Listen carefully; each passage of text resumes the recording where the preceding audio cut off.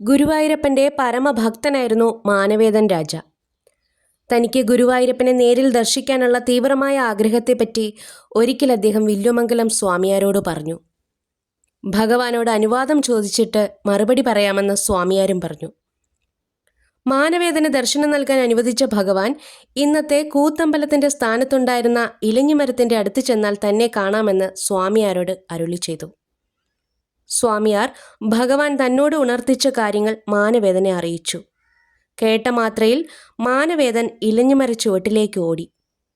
ഉണ്ണിക്കണ്ണനെ നേരിൽ കണ്ട മാനവേദൻ അത്യാഹ്ലാദത്തോടെ ഭഗവാനെ ആലിംഗനം ചെയ്യാൻ ചെന്നപ്പോൾ വില്വമംഗലം ദർശനം മാത്രമേ പറഞ്ഞിട്ടുള്ളൂ, തൊടാൻ പറഞ്ഞില്ല എന്ന് പറഞ്ഞുകൊണ്ട് ഭഗവാൻ ഓടിമറഞ്ഞു. ഈ സമയം ഭഗവാന്റെ തിരുമുടിയിൽ നിന്ന് വീണ ഒരു മയിൽപ്പീലി മാനവേദൻ എടുത്തു.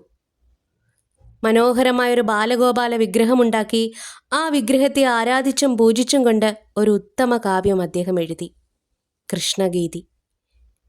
തൻ്റെ മഹാകാവ്യമായ കൃഷ്ണഗീതി ഭഗവാന് സമർപ്പിച്ച തുലാം 30 കൃഷ്ണഗീതി ദിനമായി ആചരിക്കുന്നത്. ദേവഭാഷയിൽ എഴുതിയ ഈ കാവ്യത്തിൽ നിന്നാണ് കൃഷ്ണനാട്ടം എന്ന മഹത്തായ ദൃശ്യകല പിറവിയെടുക്കുന്നത്. മാനവേദന് ലഭിച്ച മയിൽപ്പീലിയാണ് പ്രതീകാത്മകമായി കൃഷ്ണനാട്ടത്തിൻ്റെ കിരീടത്തിൽ നൽകിയിരിക്കുന്നത്. ഗുരുവായൂരിൻ്റെ രാവുകളെ ധന്യമാക്കുന്ന ഈ ദൃശ്യകല ഗുരുവായൂരപ്പൻ്റെ ഇഷ്ട വഴിപാടുകളിലൊന്നാണ്.